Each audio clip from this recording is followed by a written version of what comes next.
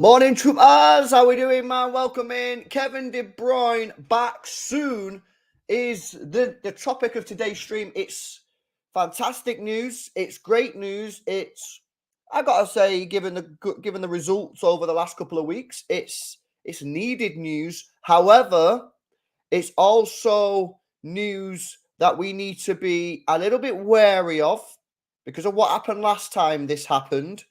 And we don't want to rush him back, but this is certainly positive news. Lots to go through. I'm going to get the source of this up as well. I'm going to have a look at the Premier League injury table as well as looking at City's fixtures coming up and looking at where we could potentially pinpoint a Kevin De Bruyne return. Guys, if you've not already done so, please do me a massive favour. It massively helps me out. Don't cost you a penny. Hit that like button. If you're on your phone, just exit out the live chat, hit the like button, and then come back into the live chat. Make sure you are subscribed, of course, to the channel as well if you're new. I think we're about 5 subscribers away from 8.5k. So big up to people who have subscribed. And if you've not, hit that subscribe button. Let's have a look who we've got in the building today then. Type a little message in the chat. Let's get some shout outs. We've got Loquacious, Idranil, Noddy's in the building, Arvida Zane, Hayden, T-Man, King Harlan's here as well, Mitchell's in the building, Sergio Aguero's here as well, yes.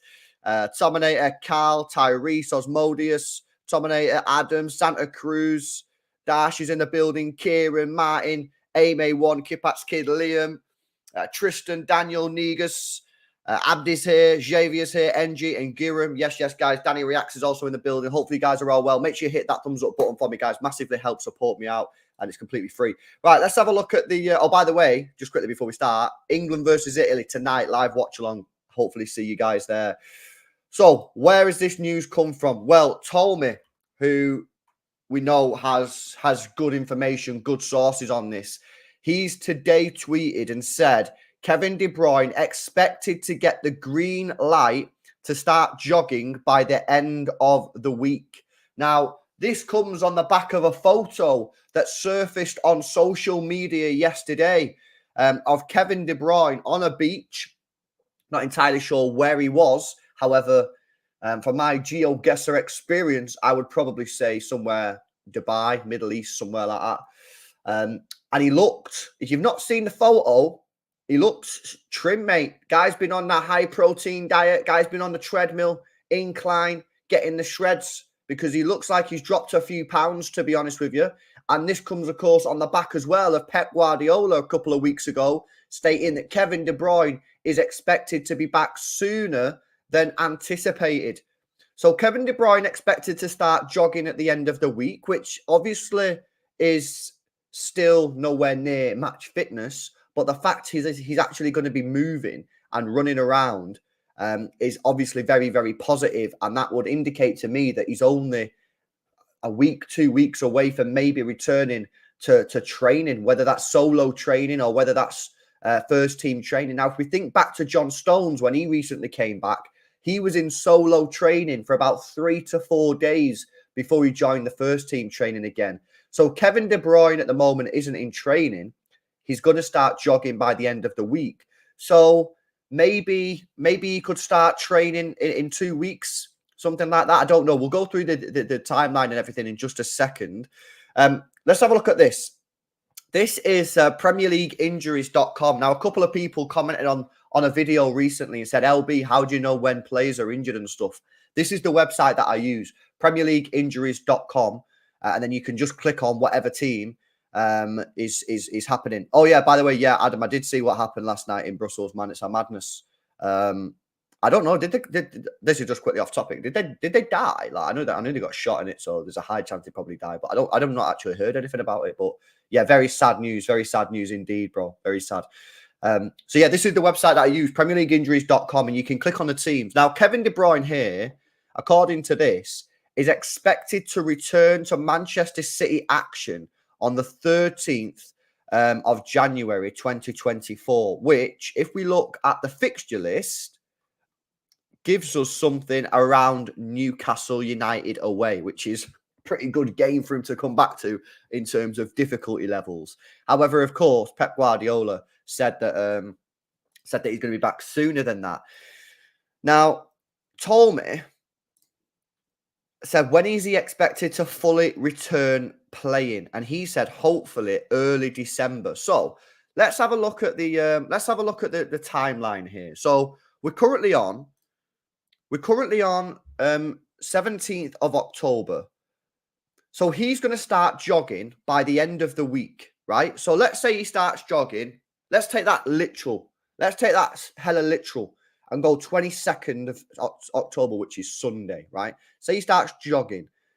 I reckon they won't put him in any sort of training for at least a week, maybe 2 weeks. So we could look potentially at the 5th of November, he starts doing some solo training.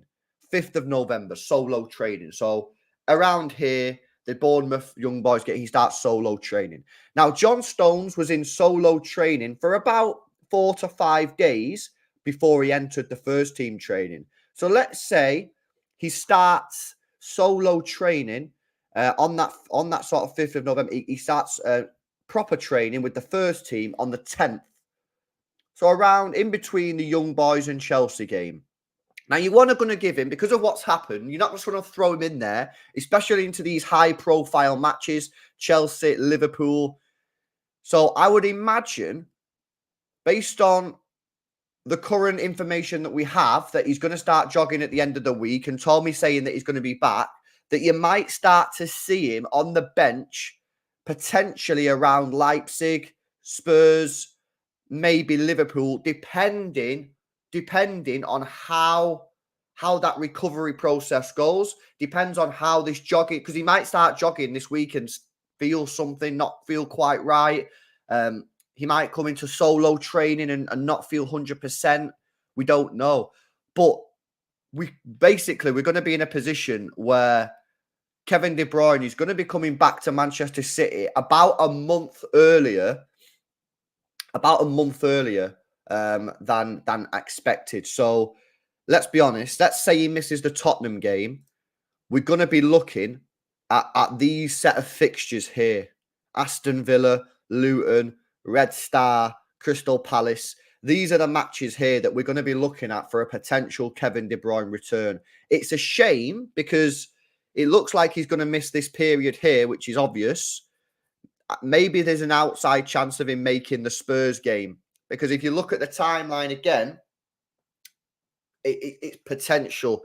Now, Mitchell raises a good point and says Stones didn't come back from surgery. That's very true. But if you look at the sort of timeline that we're giving him here, again, we're giving him a lot of time. So he starts jogging on this Sunday, the 22nd. We don't put him into single training until the 5th of November. That's 2 weeks.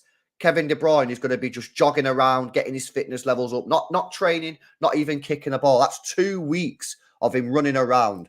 On the 5th of November, he starts solo training, and he does that for maybe a week. That takes us to the 12th of November. He then has what? If you look at the Tottenham game, which is on the 2nd, that means he'd be in full team training for nearly 3 weeks. Because if he enters first team training on the 12th of November, we don't play Tottenham until the 2nd of December. That's just under 3 weeks. That's two weeks, 6 days. So there's a chance he might make the Tottenham game. I guess that the problem is, of course, is that we don't know. We don't know how Kevin De Bruyne's going to feel when he starts running on Sunday. We don't know how he's going to feel when he starts kicking a ball again. And as a couple of people in the chat have mentioned, I 100% agree with the likes of LB 1998. I 100% agree with let's have a look what other people are saying. There's a couple of other people saying as well. I can't see it now. There's the one thing that I would say here is you do not want to rush him back, because we rushed him back at the start of the season, right? And we was all buzzing, right? I think part of us at the start of the season was like, don't rush him back. But we also wanted him back desperately because he's so good. We don't want to rush him back this time. If we can get him back for that Tottenham game, that is brilliant news. If we can get him back for that, that is honestly great news. But if you have to, unless we're like 10 points behind Tottenham or Arsenal, whoever, by this game, do not rush him back. Just leave it. I'd rather have him back again too. I'd rather have him back for this Luton game and have him fully fit and fully ready. So let's just take our time with it. Let's make sure, because this is the thing that annoyed me last time, right? Is that he come back from injury, yeah? He come back from this hamstring injury in August. And he obviously said he was fine because he played against Burnley. And if he's not going to say I'm not fine and then play, the medical staff also said he's fine. So Pep Guardiola played him. And that's not Pep Guardiola's fault. He's being told probably by the player and by the medical staff, Kevin De Bruyne is fine, right? They obviously done scans and clearly found that it was okay. What I would suggest, not being a medical expert or anything, just from like my basic understanding of how injuries happen, is if the medical staff say to Pep Guardiola, okay, yeah, we've done the scan today. Kevin said he's fine. We've done the scan. He looks okay. Give it an extra week. Give it an extra 10 days. Hell, even give it an extra 2 weeks if you need to. Because I would rather us do what we did with Ruben Diaz last year, and as fans question why he's not in the team, be a little bit frustrated that he's not in the team, but when he comes back, he's back with a bang, and he can kick on and carry us to trophies at the end of the season, rather than rushing him back. And this is why I keep saying, if you play that Tottenham game and Kevin's like, yeah, I can play, and the medical staff say, yeah, he can play against Tottenham on the 2nd of December, right?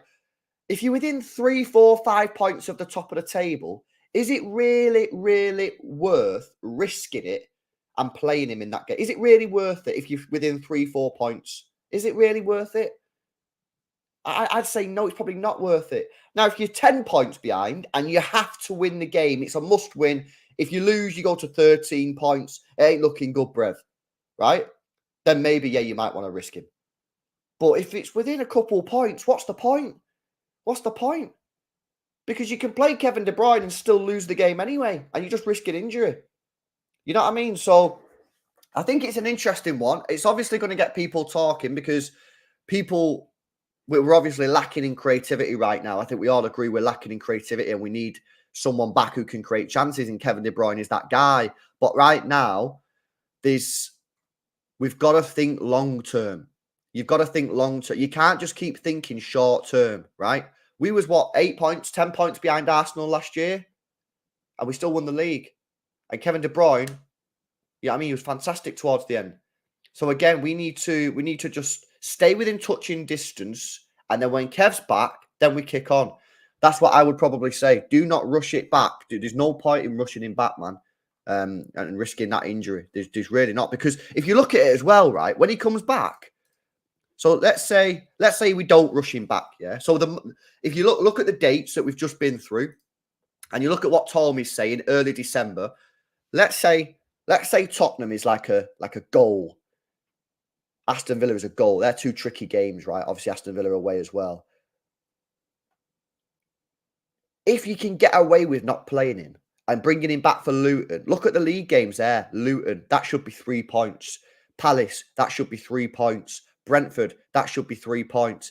Everton, that should be 3 points. Sheffield United, that should be 3 points. We can start to build a little bit of momentum then.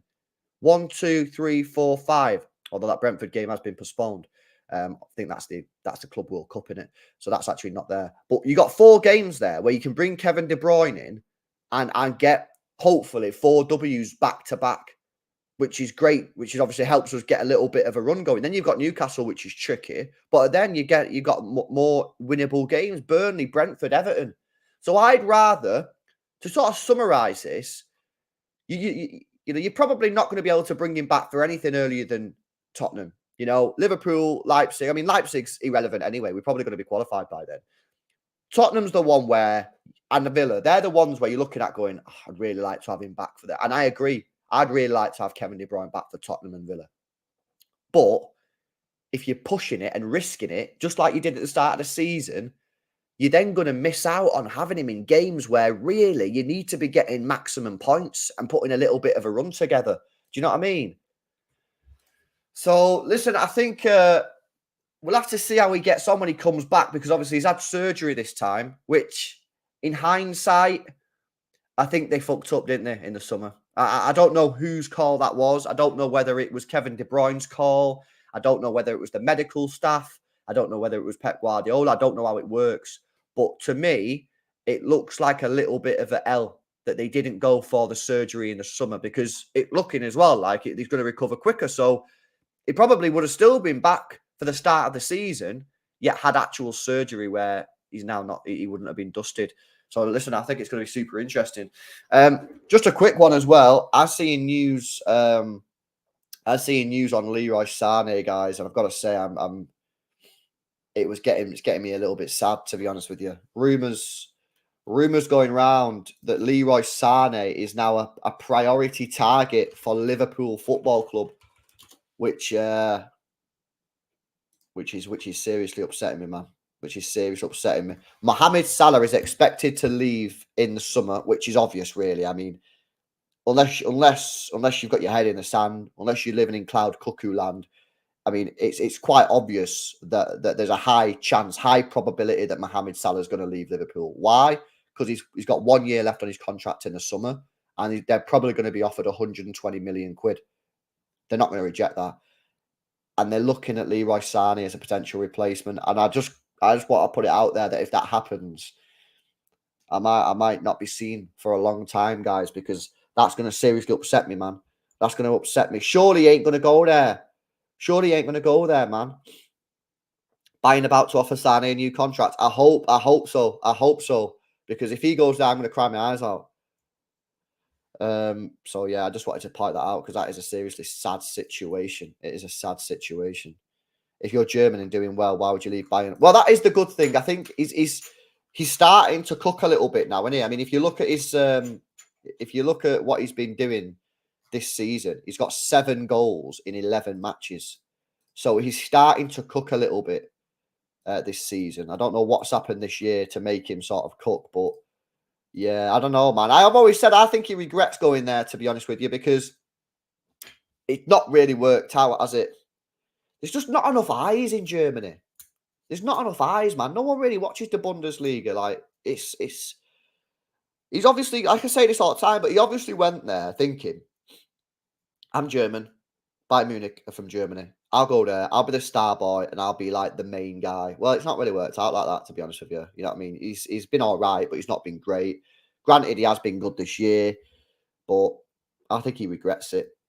I think he regrets it, and he is mint still. I don't have this people saying, nah, he's not doing good. He is. Watch him play, mate. He's fantastic. And actually, I think that he would. People say he wouldn't be able to play in this Pep system. I think he would. I think he would. Plus, especially in this narrow system that we're playing, because if you watch him for Bayern, he keeps coming in narrow. He's almost like a centre mid at times. So he's playing so narrow and driving through the middle of the pitch. And if you look at the way that we played against Arsenal with Foden and Alvarez, if you look at the way we played against Wolves, Foden and Alvarez, really narrow. I think he could have been done that. Now, listen, I'm not a fool. He's never going to rejoin this football club. He'll never join City again. But it would be nice. It would be nice if we could get him in, man. It would be nice if we could get him in. He's too much of a prima donna for me. Yeah, I don't know. Maybe he might have matured. You got to remember as well, though, DGN1. He was young when we signed him. He was young, mate. Do you know what I mean? He was, what, 20, 21? He's matured a bit now. He's a bit older. Do you know what I mean? We all were prima donnas, mate.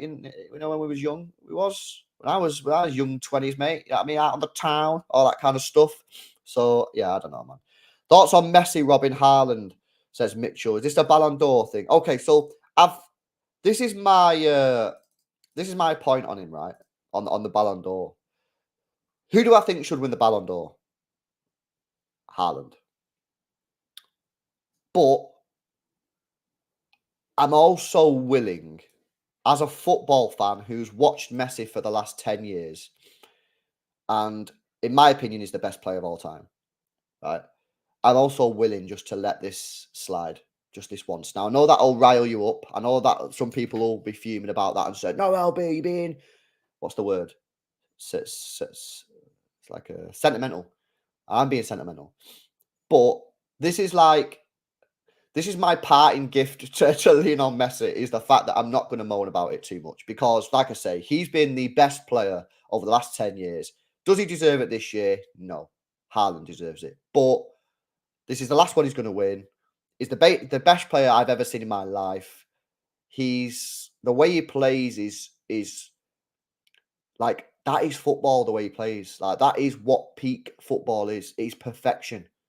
And if I have to just hold the L on Haaland not getting the Ballon d'Or this year to let the best player of all time have the last Ballon d'Or before he never wins it again, make him clear of Ronaldo, then that's fine. I'll let that do it. But it should be Haaland. It should be. If you're talking facts, it should be Haaland. But like I say, I'm willing to accept the L. It's, you know what it is. It's more of like a thank you. It's more like a thank you in it, really. Like, let's be honest.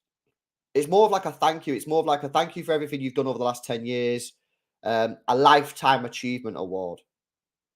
You know what I mean? I think that's what it kind of is. You know, he just won the World Cup. That's what it is, really. It's one of them. It's one of them. But like I say, if we're speaking facts, actual facts, and putting sentiment to one side, which I guess you should really do, it should be Haaland. There's no doubt in my mind it should be Haaland. It should be. If Haaland won the World Cup, Premier League, and FA Cup, would you say he's Ballon d'Or worthy? He's already Ballon d'Or. He's already Ballon d'Or worthy. Like I say, Haaland should win the Ballon d'Or. Haaland should win the Ballon d'Or. He was the best player last year. You don't score 50 goals, win the Champions League, Premier League, and FA Cup with the treble, set records, break Premier League records, break records when there was more football matches in that year. Because he broke, what was it? Who's Andy Cole and someone else's record when there was 42 games in a season and he had 38 and he broke that record. There's no doubt in my mind that Haaland deserves the Ballon d'Or on facts, on paper, but we don't always deal with facts. We don't always deal with paper. Yo, Rashi, bro, chill out, man. Chill out. People are getting fuming, innit? I'm going to time you out, bro, but the next time, innit, you'll have to be banned because you're winding people up.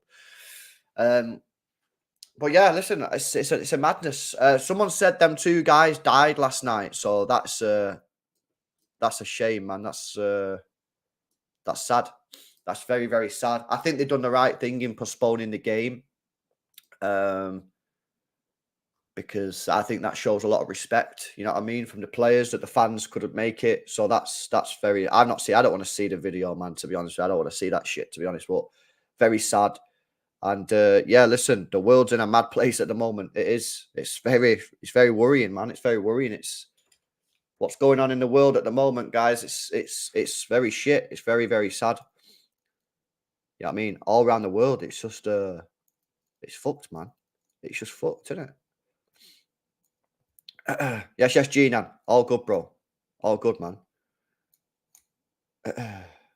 Yeah, no, that's what I'm saying to you, man. Rashi's always in the chat, like I rate him, innit? But he was clearly trying to wind people up then.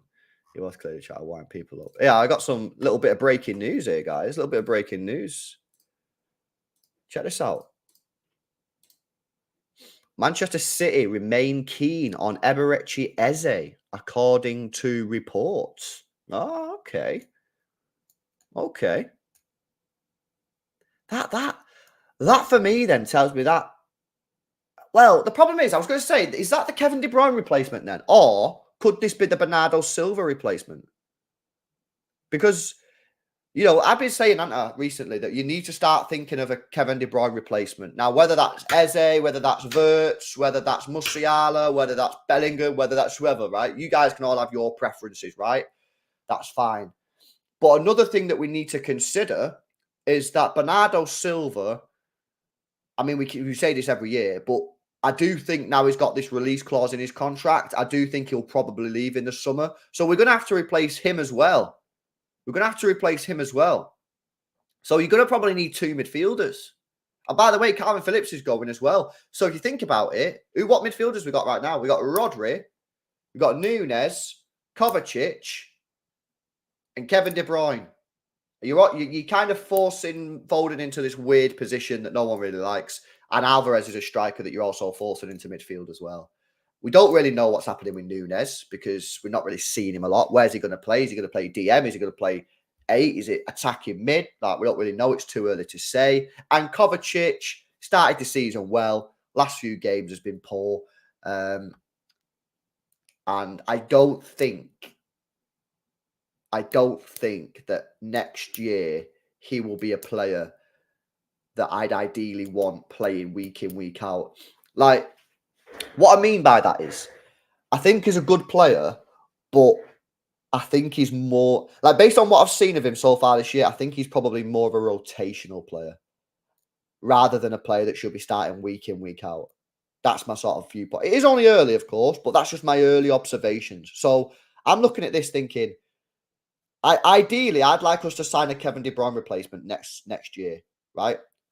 That doesn't mean I want Kevin gone next year. I just want us to get a player in who is going to be the heir to Kevin De Bruyne's throne. Why do I want that? Okay, well, the reason I want that is because Kevin De Bruyne is now what?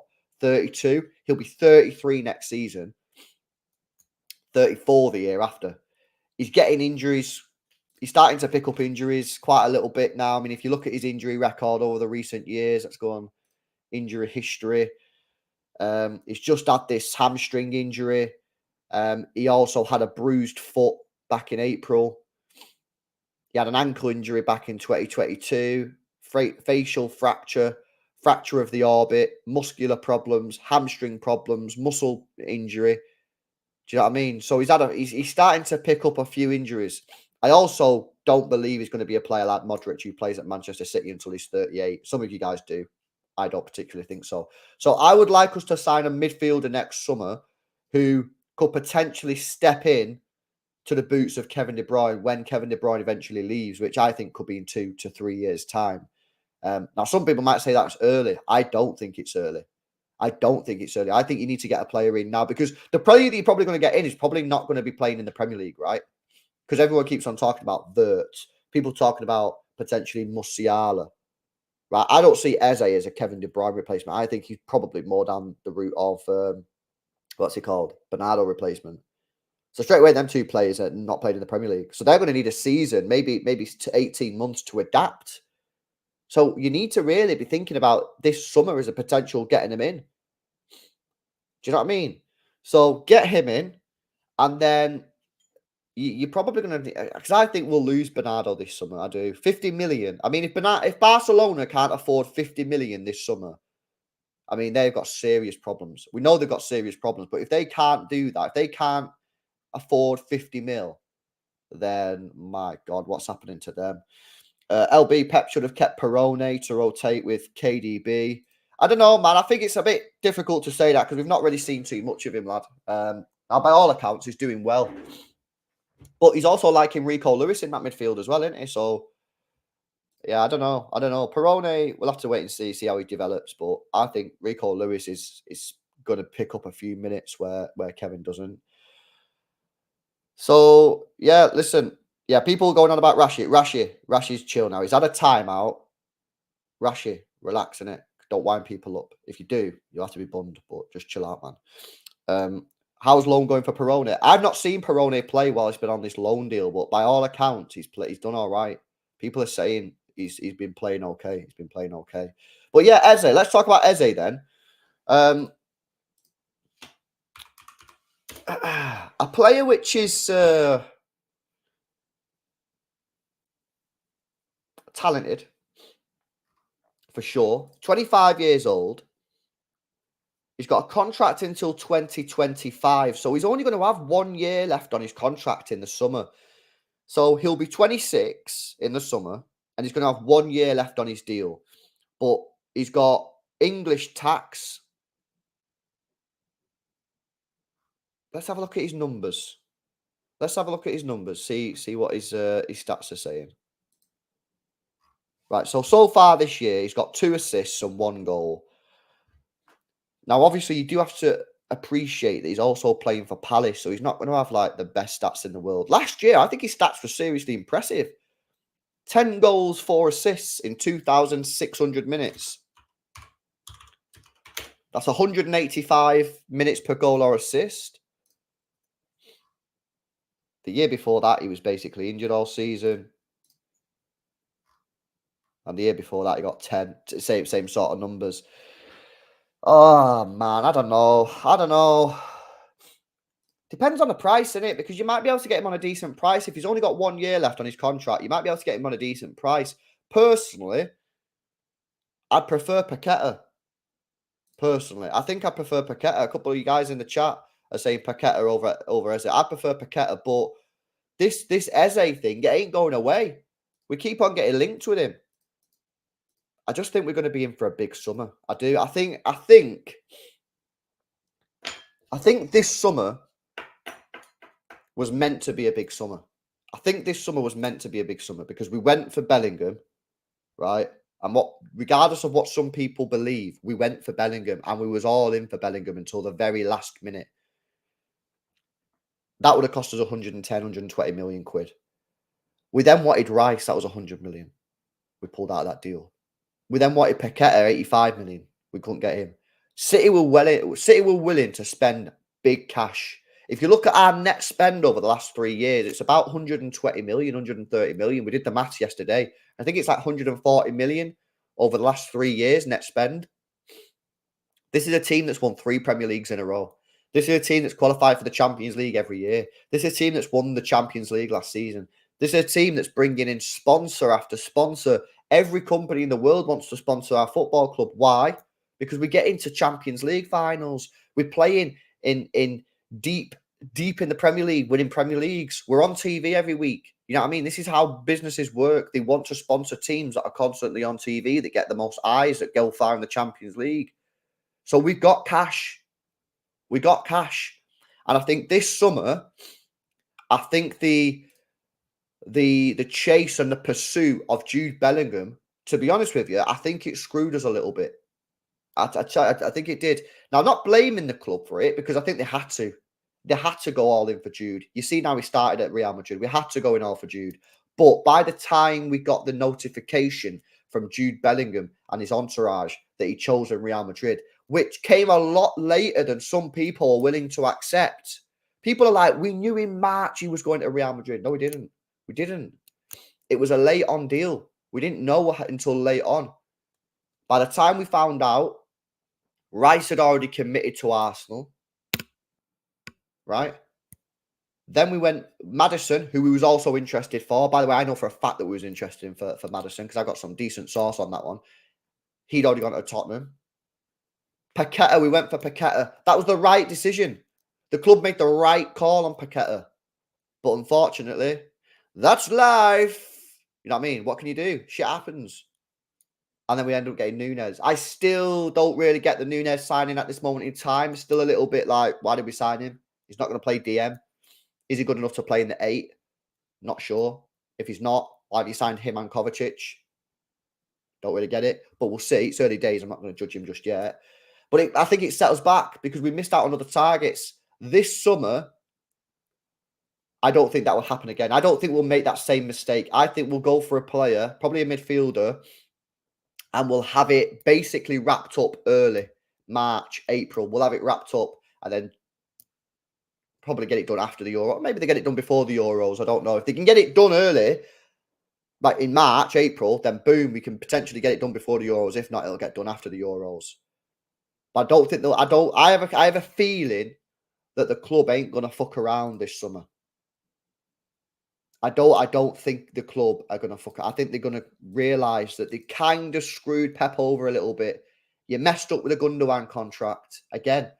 Some City fans in denial that ever happened. He's come out and admitted it. We fucked up his contract. We didn't offer him a contract soon enough. And then that's why he ended up going Barcelona. Messed up there. We messed up with the Bellingham and all that kind of stuff. This summer, I don't think they'll make the same mistakes. I think they'll go in and they'll go in strong for a player. Chicken Wing says, I'm sorry, Bray. Eze is not good enough for Manchester City. Listen, you're not alone on that. I think there's quite a few people that are a little bit uncertain. You know, and again, I think it depends. Is he replacing Kevin De Bruyne? That's tough boots to fill. It is. It is. See, this here from Osmodius. Oh, my God. That is, yeah, that is, I very much look forward to that. Now, I've not really seen much of it. I've only seen him on comps. We have a watch-along coming up in November where we're going to watch Leverkusen play. But getting Paqueta in and Florian Wirtz, yeah. I just don't think you're going to be able to get Paqueta out of West Ham in January. I just don't think it's going to be possible. I just don't think it's going to be possible. So, yeah, there we go, man. There we go. Anything else happening in the world right now? quickly scroll through Twitter to see what's going on. Don't think so. Any transfer news? No. Let's have a look at the BBC gossip column. What are they saying? Let's have a quick gander at the BBC gossip column, people. Let's go. Roma manager Jose Mourinho expected to leave the Italian club. I'd take him at England, mate. I'd take him at England, honestly. Get him in England. God save the king and that. Get Jose Mourinho in. Yes, he plays dead football, but we actually might win something. Antonio Conte said he would be interested in managing Roma or Napoli. Nah. Oh. Man United want Mark Gay from Crystal Palace. Interesting. Have you seen this as well? That Qatari guy, Sheikh Jassim, who wanted Man United, is now potentially looking at Tottenham. Okay, now. Imagine if you bought Tottenham, bros. That'd be crazy. United would be finished. So Jim Ratcliffe's plans to complete an overhaul Man United are set to be welcomed by manager.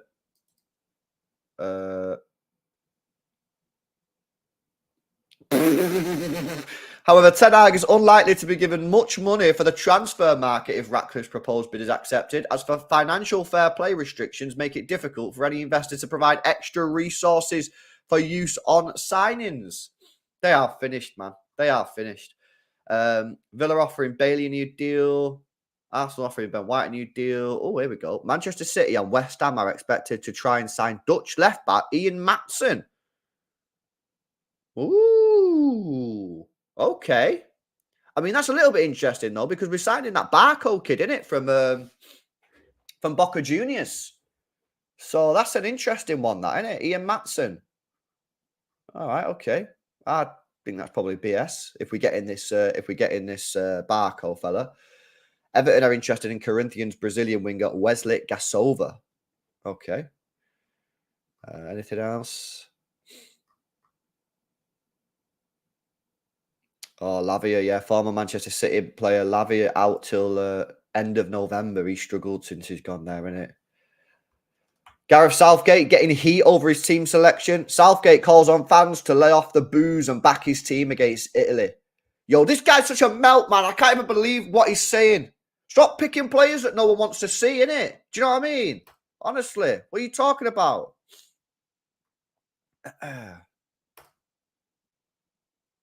Everyone wants us to lose. Oh, wait, that's different. I'm better manager than ever. This guy, man. I'm here to win, not be popular. Well, you don't win anything. What are you talking about? You're here to win. What are you on about? First of all, that's obvious you're here to win. That's literally your job. Your job description is literally win football matches. So well done on stating the obvious. And two, you've also bottled stuff, mate. You bottled it. You bottled multiple times. Don't like it, don't care. Is he trying to wind us all up? What's he trying to do here? Southgate ignores jeers of the fans and insists picking the team is not a popularity contest. This guy, man. I'll pick who I want. Well, that's fine. You pick who you want then.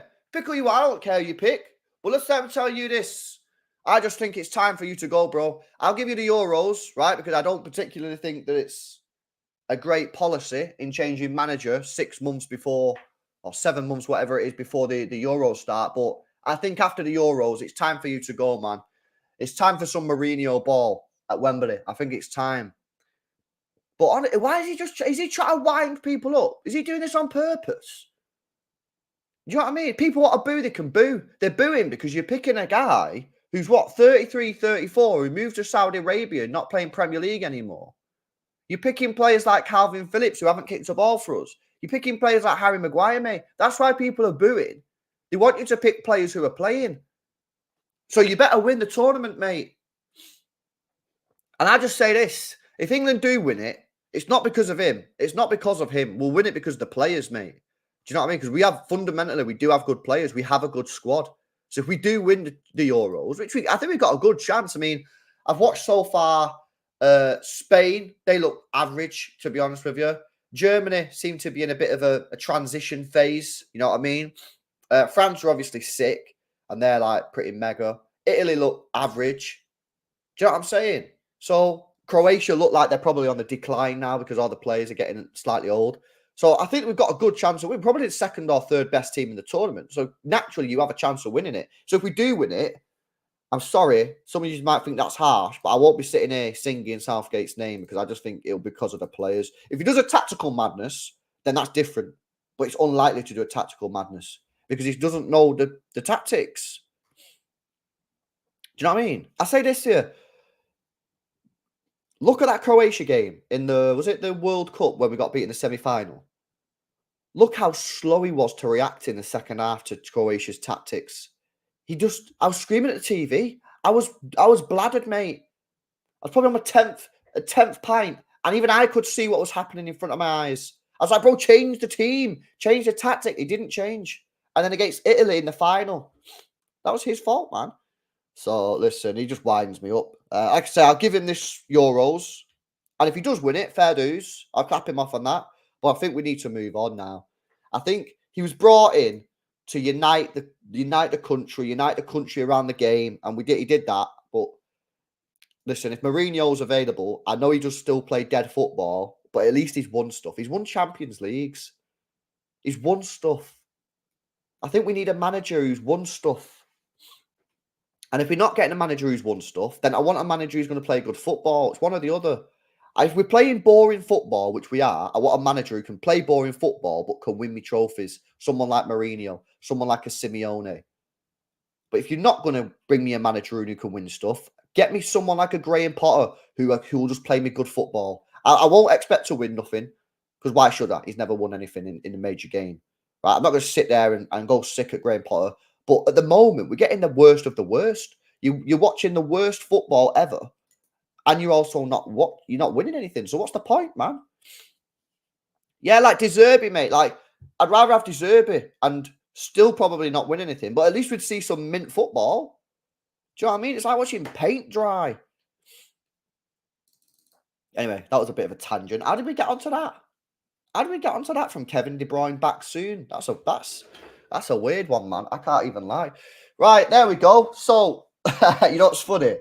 We just slagged him off for like 10 minutes, and I'm doing an England watch-along tonight.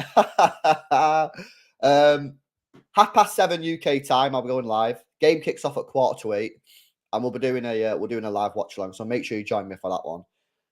Who knows? Who knows? Maybe we'll see some good football, some goals. But yeah, other than that, Kevin De Bruyne's looking like he's going to be back soon, which is great news. And yeah, man. Hopefully you guys have a sick Tuesday. Weather's not the worst.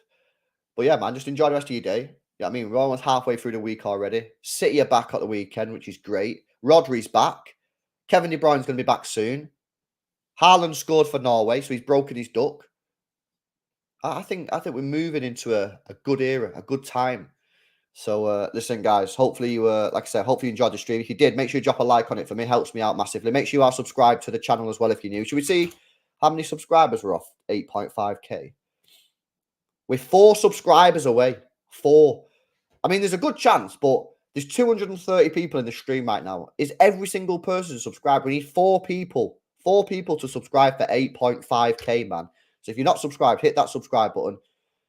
Make sure you drop a like on it. Enjoy the rest of your Tuesday. And yeah, I'll see you tonight. I'll see you tonight, man, for the big game. England versus Italy. Let's go!